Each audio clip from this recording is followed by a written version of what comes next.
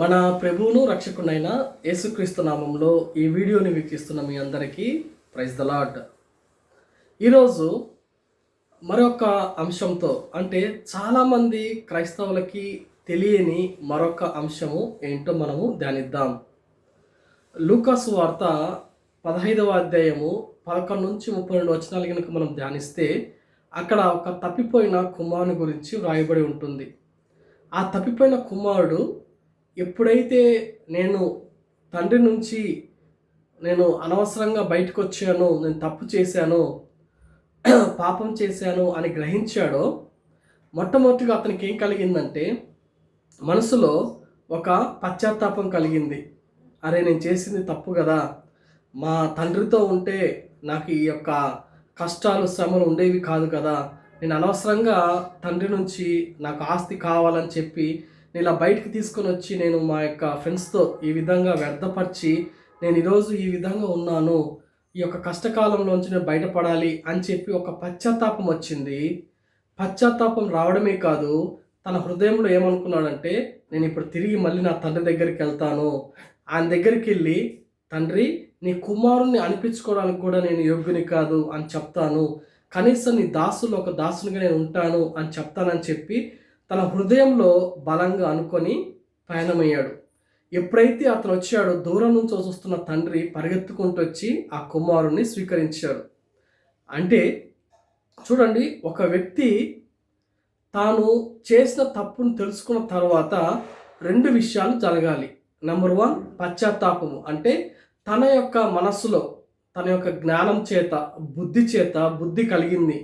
అయితే రెండవదిగా ఏం జరిగింది అంటే హృదయంలో మార్పు కలిగింది. హృదయంలో ఆయన దగ్గరికి పోవాలి, తండ్రి దగ్గరికి వెళ్ళాలి అని చెప్పి జరిగింది. అంటే 2 విషయాలు జరిగినాయి. కానీ నేటి క్రైస్తవుల్లో, లేకపోతే ఈ రోజుల్లో చాలామంది క్రైస్తవుల్లో ఎలా ఉంటుందంటే, ఎవరైనా వచ్చి మంచిగా వాక్యం చెప్తే ఇక ఈ రోజు నుంచి నేను బైబిల్ చదువుతా, ఈ రోజు నుంచి నేను ఇలా జీవిస్తా అలా జీవిస్తా అని చెప్పేసి ఒక మంచి బుద్ధి కలిగి ఒక జ్ఞానంతో ముందుకెళ్ళిపోతున్నాడు. కానీ హృదయంలో ఆ పని జరగట్లా. కేవలము మైండ్లోనే ఆ పని జరుగుతుంది తప్ప తీరా డైలీ లైఫ్ అనుదిన జీవితంలోకి వచ్చేసరికి అతను దాన్ని ప్రాక్టికల్గా పెట్టలేకపోతున్నాడు. కారణం ఏంటి అంటే హృదయంలో అది విశ్వసించడం లేదు. చాలామంది క్రైస్తవులు ఇదే మనం చూస్తాం కదా.